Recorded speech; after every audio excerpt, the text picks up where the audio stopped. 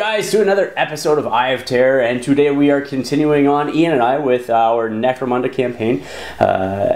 Ian, last time I played you, it was not good. It was interesting. The monster hunt. The monster was not hunted and is still going around. The monster just like nommed half of my crew. Yeah. And I captured one of your crew. Yes. Yes! With the most expensive weapon that I can buy. Yeah, so I captured Belladonna with your chem thrower.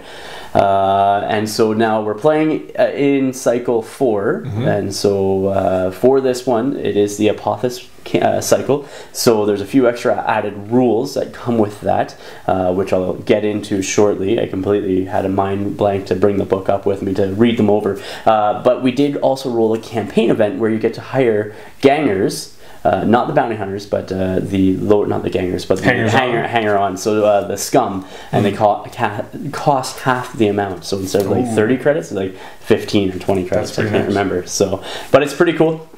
So that's what's happening. The Apotheosis. Sorry.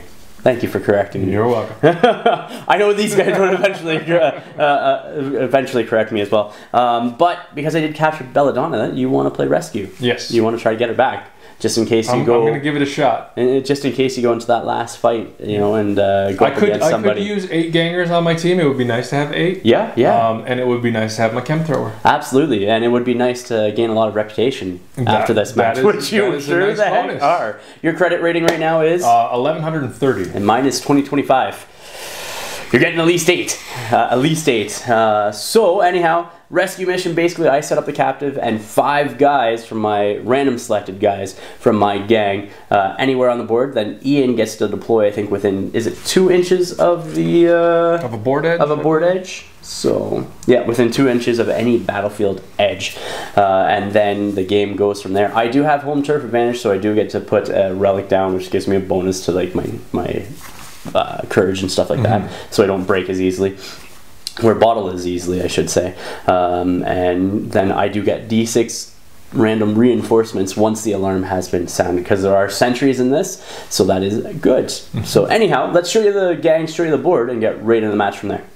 Cult Destructus, my Genestealer Cult. So we've already rolled off to see what gangers will be arriving on the board as reinforcements, and what guys will be my sentries. So this front row here are going to be my sentries. So I have over here, I have, who is that guy?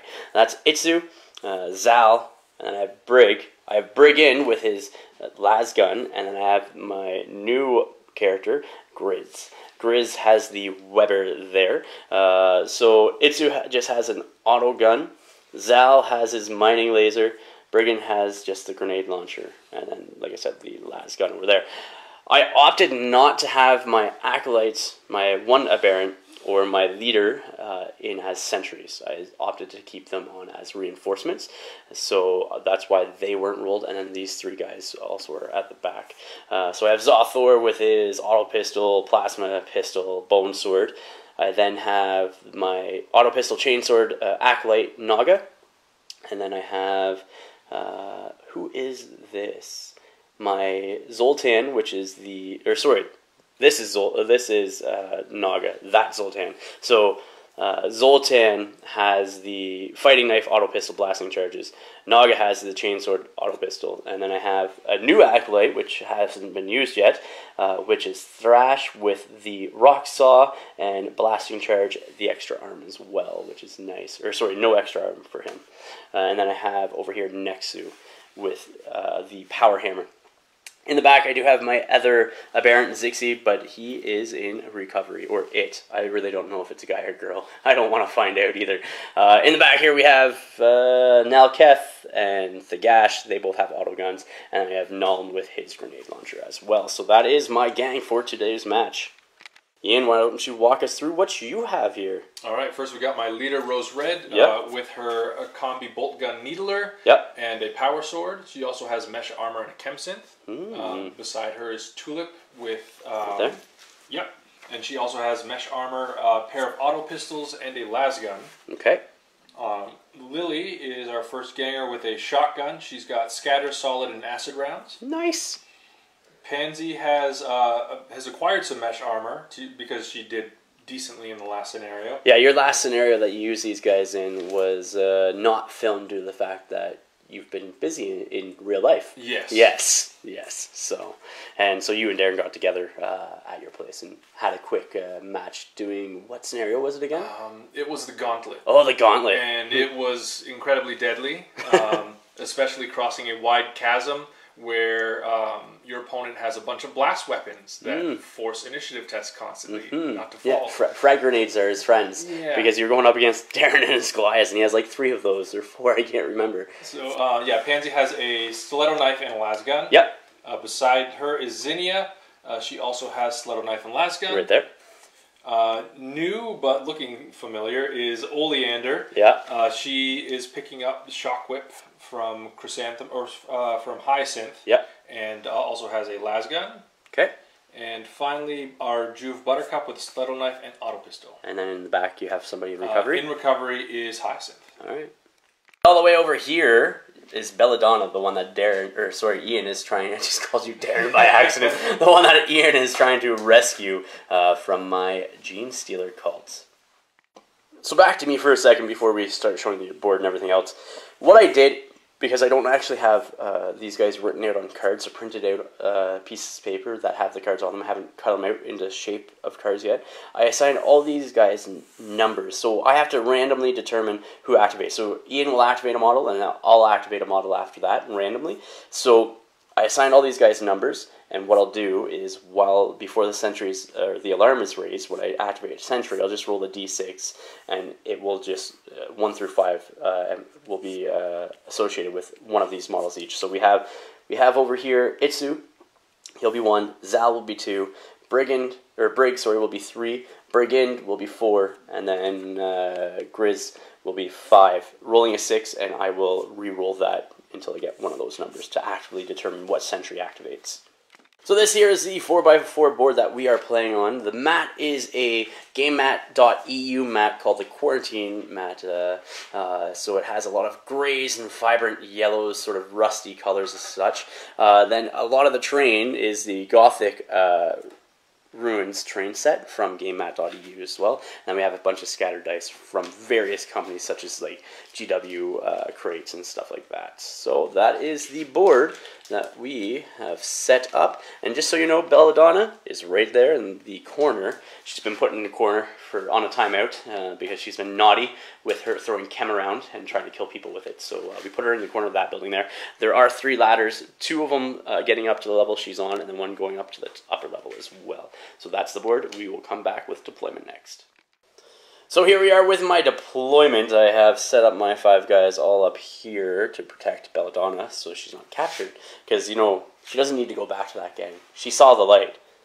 And she might have been blinded by it, but she saw the light. I have Zal down here looking out that window. I think this is Itsu over here. Yeah, that's Itsu behind that cover. I have Grizz over here in the center of things, and then we have Brigand and Brig over there as well. So then Ian's deployment will be next. Here we are with Ian's deployment. You got who over here? Ian? I've got Rose Red with Lily and Oleander. Yep. And Buttercup's hanging out on the corner. Is there. She Ganger or Juve? Juve. And then you have a bunch over there as well. We'll come back and check where they are. And the other 3 all the way over here.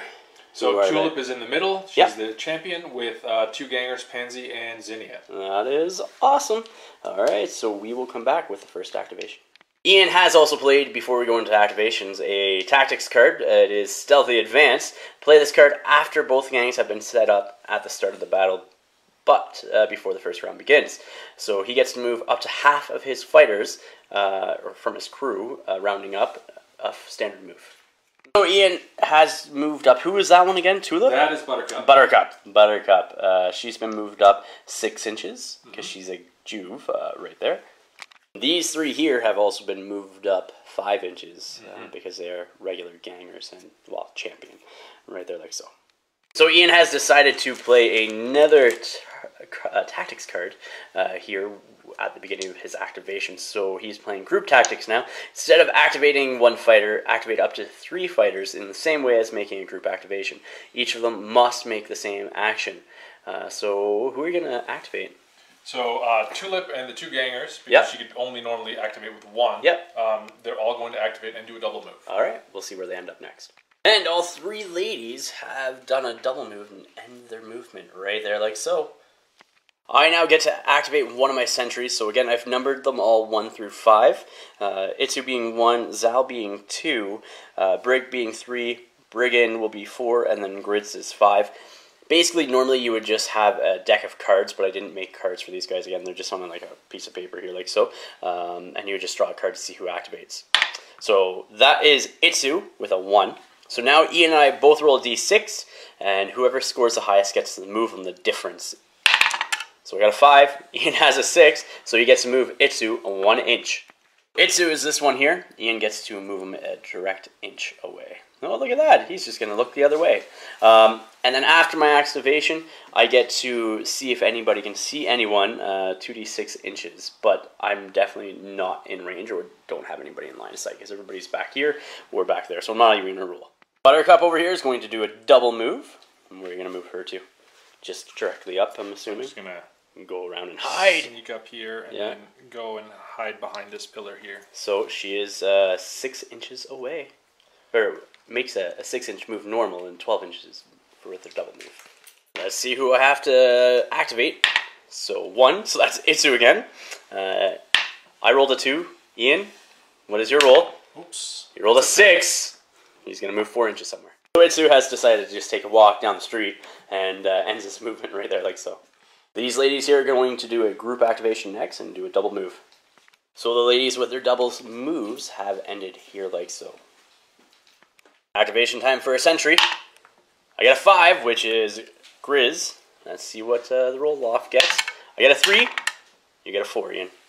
Grizz right there is going to move 1 inch. I was hoping to move him myself. Where are you going?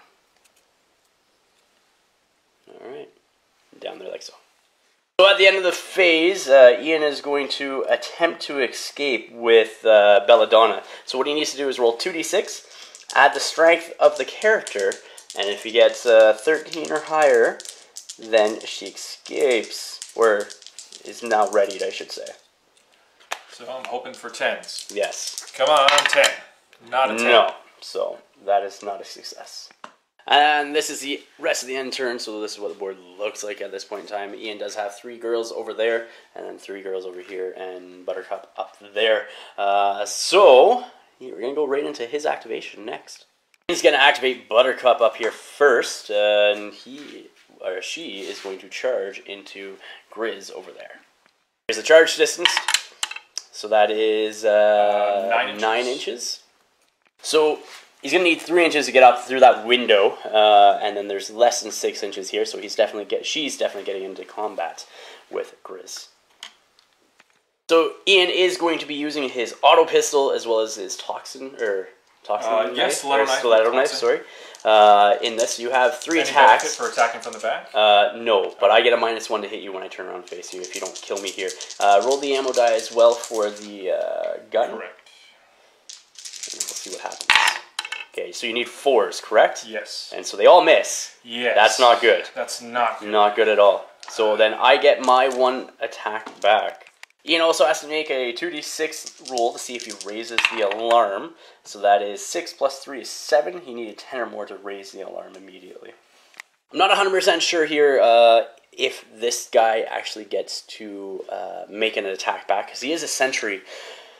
And there's no reference to him actually striking back during this point in time, but he is readied because he's engaged at the top of my go. I still got to randomly determine who gets to go, but he is readied and alerted at this point in time. But Ian gets 1 action at this point to try to take him out, or else the alarm is going to be raised. Here we are. I got to roll to see who is activated from my guys. So 1, so that is Itsu. So we both roll a d6, and let's see what happens. It's a tie. Because we tied, I now have to roll a scatter die, and that will be the direction that he faces. But on top of that, if it rolls a hit, I choose the facing as the defender. So here we go. So he's facing that way, like so. Rose over here is going to group activate, so that way she can hopefully try to take out somebody. And then hopefully stop the alarm from being raised. But in that attempt, might raise the alarm due to the guns going off as well. Because I assume that's what you're going to be doing. Oh, yeah. Rose Red's going first. She's going to move up her full distance. Right there, like so. So she's going to end her movement there and going to take a shot into Grizz, who is in full cover and engaged, so she has a -3 to her shot. So Ian's going to be shooting at Grizz with a bolt gun. You have -3 from your 2+. And +1 to range. Yeah, because you are within 12 inches. So you need to hit on 4s. I'm hoping not for a 4. Thank you! And an ammo check! And Ian's face right now is just horrified. That's the face. So ammo check, let's see if that goes off. 6 up. Okay, is it a 6 up ammo? Yeah. So it's out of ammo. And then you need to roll 2d6 as well. And the alarm is raised. Because he missed, he has to also see if Rose Red shoots Buttercup again. This has happened in the past. And she does. Yeah, she really does not like Buttercup. No, like, she doesn't. You screwed it up again. Yeah, roll a d6, see if you wound.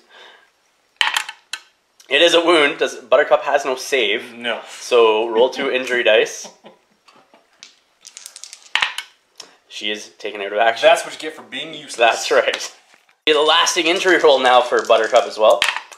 We got to determine what one's 10. So we'll switch that up. Black is 10s. Black is 10s. That was not a good roll anyway. No. 21. That's only out cold. That's not bad.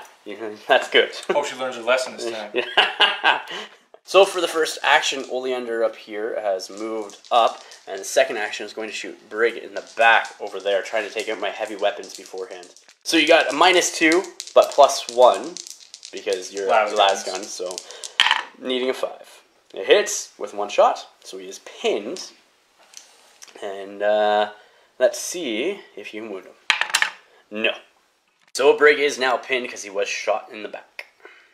Lily over here is going to do a double move up the board because she does not have range with a shotgun to do much. She ends her double move up there like so.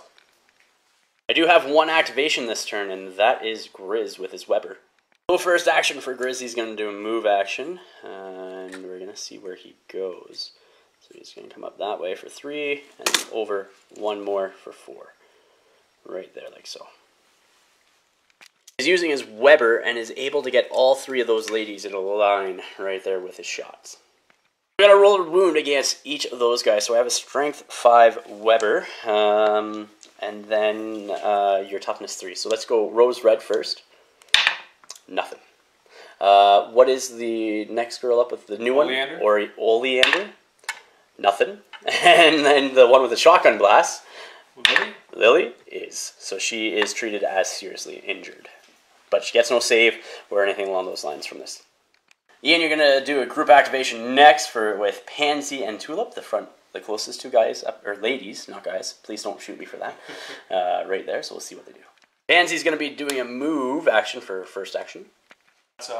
That's Pansy up here has finished her double move instead of doing a single move and has ended right there like so. And Tulip is also doing a double move all the way behind this wall as well. We continue with Ian's activation due to the fact that I only had 1 guy with a ready marker, and once the alarm's raised, only people with ready markers actually get to activate this round. So it goes right back into that character's go. I don't know who it is, but that's Zinnia. Zinnia. So we'll see what Ian does with her. Zinnia is also doing a double move over behind the wall, back there like so. So the start of the end phase, I gotta see if how many guys I have coming in on the board because the alarm is raised. So that is 1. And I gotta see who it is. So I have 8 guys that are off the board. So I'm just gonna go 1, 2, 3, 4, 5, 6, 7, 8. So it is 5, which is the gash over here comes in somewhere. We gotta roll to see what board edge this guy gets set up on. So 3+, I pick the board edge. 1 or 2, Ian does. So Ian gets to pick the board edge for this guy. Ian has decided to set the guy up back here in the corner, 1 inch from that board edge.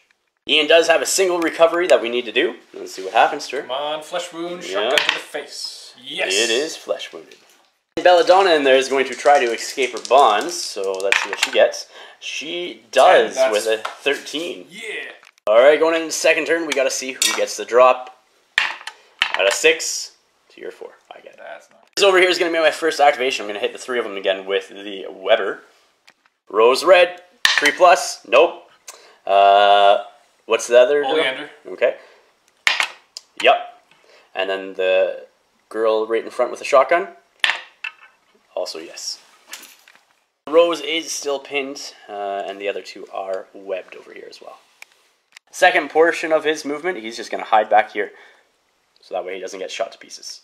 Belladonna over here is going to activate. What are you going to do with her? She's going to move and see if she can gas some folk. Sounds good. So Belladonna, after moving up, is going to gas these two guys here with her chem thrower, because for some reasons my guys have thought it was clever enough to leave her gear right beside her. I don't know why. Nobody puts Belladonna in the corner. Nobody puts Belladonna in the corner. I did. I might pay the price now. Okay, so who are you going to be rolling for first? Who's pinned? So we have Brig, who is pinned. Let's go with Brig. Okay, so he's pinned. You got to roll higher than their toughness or equal to. So you don't. So he's not pinned. Well, he's already pinned. And then this is Brigand. And so he does take an injury roll. And I don't believe I get a save from that either. Unless you have a respirator. No. I think that just increases your toughness. Yeah. No save roll made. Nope. Okay. So he is flesh wounded. Activate Zal over here with his mining laser. He's just going to aim and pivot, so that way he has a clear line of sight to Belladonna all the way over there. Needing a 3+ to hit. I don't. And I'm going to click that. Alright, so he's now out of ammo, but he'll re-roll, or need an ammo check on 3+ next turn. Here's going to try charging into Brig over here. So let's see the distance. You definitely are in. Handing her charge right there like so. So she only has the one weapon, so there's no paired attacks, but because you charge, you get 2d6, needing 4 or higher. So 1 attack hits, and so you need 3s to wound. Oh, Toxin, even better, okay. So that's 2d6, I believe, and I roll a d6 plus my toughness. So roll away, let's see what you get. I can't even stop that, so. Out of action. Alright, out of action. So she then moves her 2 inches into Brig over here, who then gets to stand up as well. We need an injury roll for Brig. So Black is 10 skull him again. Let's see what happens to him. 65, critically injured. We'll see what happens. Into my activation, Brig here is going to try to retreat. It's basic action. I need to make an initiative test, which I make it, and then he gets to move d6 inches away. So 4 inches away. Ian, you need to make an initiative test, and if you do, you get your reactionary strike. So you fail, so you don't. So he moves back his 4 inches. I believe I moved him fully 4, and then he's going to use his other basic action to shoot her with a crack grenade. So the crack grenade gets a -1 when the target is within short range of 6. So he normally he has a 3+ shoot right now because his shoot was increased by 1 because he's leveled. So needing 4s. It's a miss. Zinnia, the one with the green hair there, is going to go next for Ian. He's going to do a move action at first. Alright. So Zinnia is going to move here, shoot into that guy there. We'll see what happens. Alright, you need what to hit? 3s. Alright, so you hit. He is pinned. And it is a wound. 6 up save. No. Injury die. Seriously injured. H2's going to go next. He's just going to come over here with a move action and then shoot at the open at that Zinnia girl. So I need 4 ups to hit her. It's a 6. Ammo roll. He's out of ammo after that. So she is pinned. Do I wound? It is a wound. You got a 6 up save or nothing? I have a 6 up. Alright, 6 up save. Okay, goes through. So let's see what happens to her. Seriously injured. Goes over here is Ian's next activation. She's going to stand up and move. And she's going to end her movement right there like so. Ash all the way over here is going to do a double move to get into hopefully a somewhat relevant position maybe. He's going to just put himself out that corner there so he can hide behind it and not get shot at. But I don't think you have anybody in range, so it really doesn't matter at this point in time. So I'll just go up a little bit further. Because you only have 1 girl left with pistols. And Ian's champion, who is that again? That's Tulip. Tulip is going to be doing what for her? She's going to move up through the window. Okay. And reposition for a shot. Alright, so moving. Moving ends there like so. With her movement. So she's probably going to shoot next. So Tulip's going to shoot into Zal down here. He is, I think, not in cover in his position there like so. She is twin guns blazing. So she has a -1. So she's hitting on 4s instead of 3s. So first one hits. Second shot. Second shot also hits, but needs an ammo check. And you are good. Toughness 3, so needing force to wound on both these dice.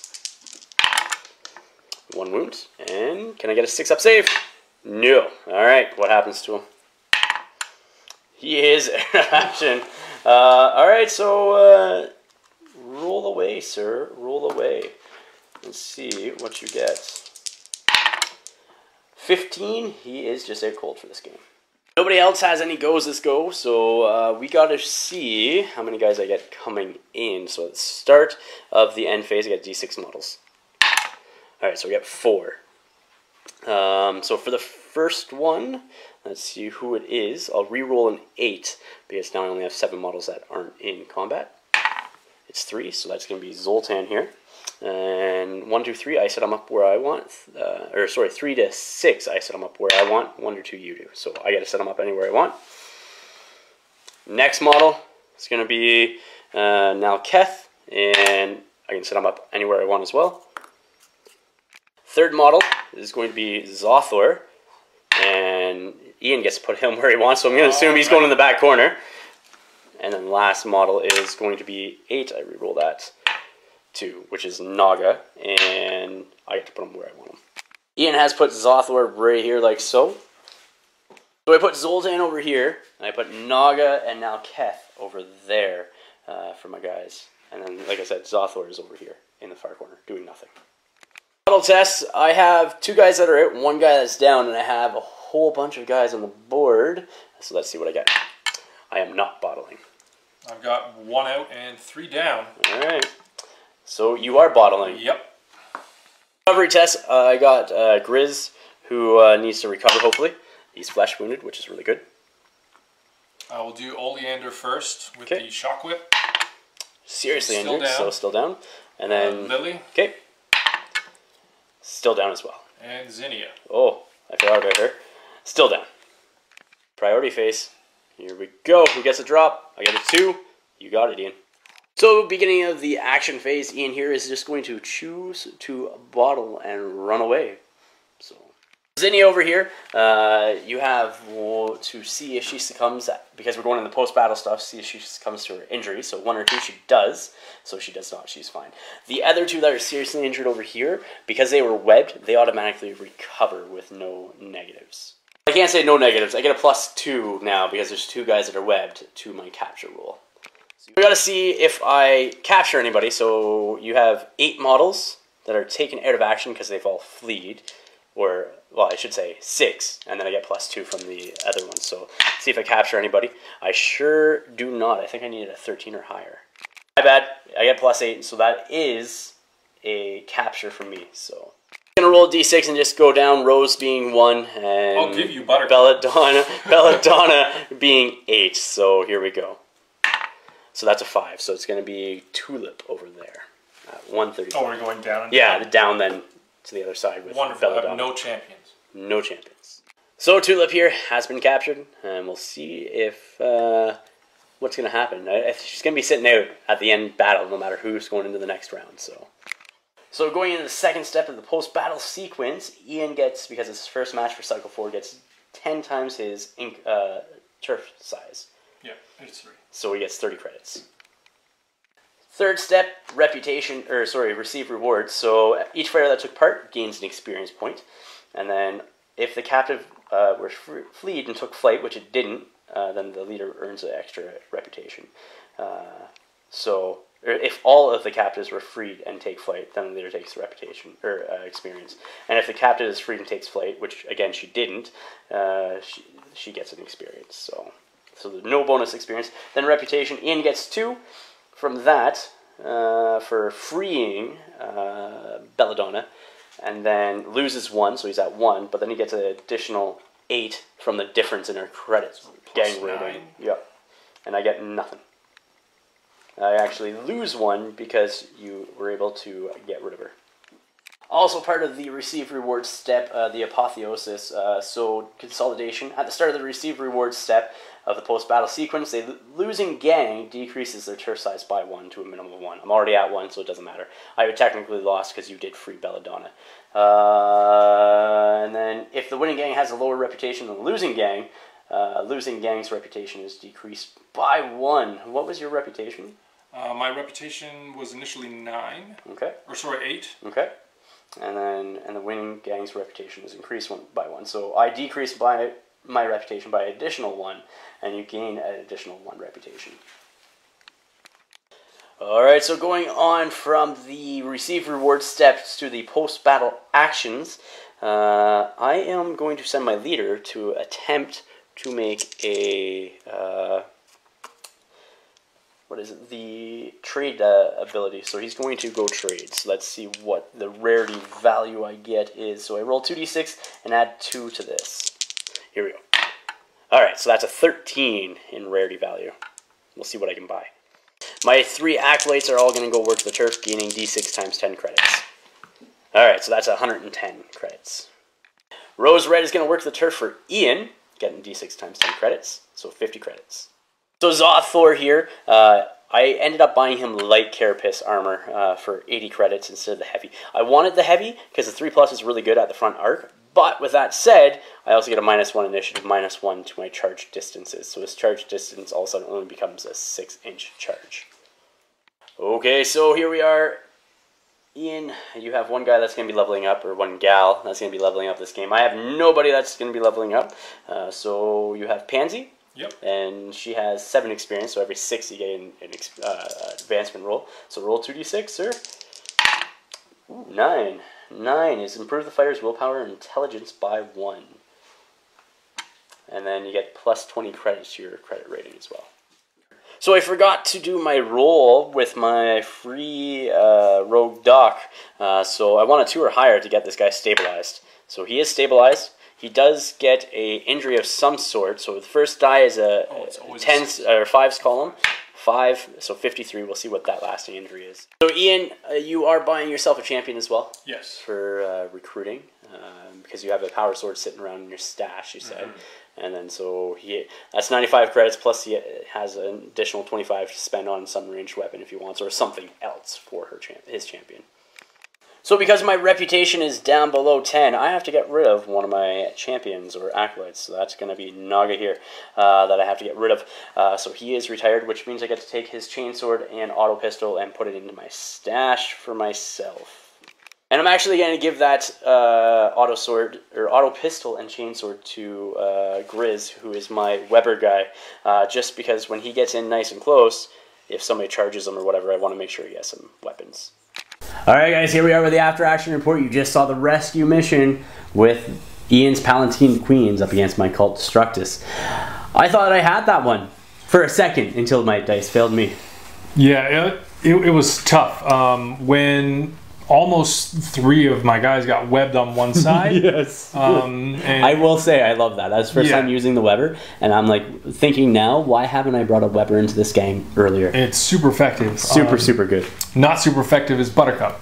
Yeah. Just runs in, but she flails around. Yes, and then gets shot in the back again by Rose Red. Time that Rose has shot her in the back. I think there's like this hatred going on, like this love-hate sort of story between them. You know what I mean? She does not stomach failure, and that was the second time. So no, not at all. This one out. Yep. I'm thankful in some sense. You know what I mean? That way I didn't have to make an initiative test and everything else. But I think the scenario was good.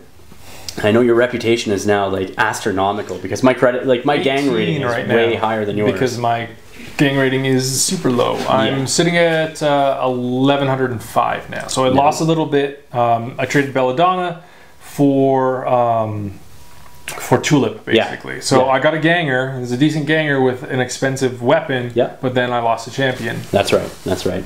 Where me, I have one guy that was sitting in recovery because you put him in critical injury, which is break, which is my last gun guy. But nothing that I can't survive. But the apotheosis week is still happening. You and Darren have one more match that you have to do, or if you want to, or not. Or you just jump right into the see who comes out on top with this turf war, because I'm done. I have my 2 scenarios and I'm done. or my 2 matches, because I faced Darren already once. And so the thing is you guys will play again, cycle 4 or not, and just jump right into the showdown between you two. It's up to you guys, because Darren, I think, has like a very high reputation. So he does. So it depends on what you guys want to do, whether you want to jump in or try to batter each other up before going in, and then see what happens with the showdown. So I would like some more credits, so I'm a little better armed going into a final match, which could also hamper you in the long run if the scenario doesn't go your way. So that's true. That's something you're gonna have to weigh. So anyhow, I think that was fun. I think the rescue mission was a success because you were able to escape with your girl, just due to the fact that she freed herself somehow. I don't get it. Well, she saw what was happening. It's like, these guys aren't doing anything. No, it was just like hulked out. That's right. Hulked out, the frail little female. But the chem thrower, that was effective. That was good. So that was good. Well, Ian, thank you for coming again. I appreciate it. Guys, thank you for watching. Please remember to like, share, and subscribe. Until next time, ignite your hobby.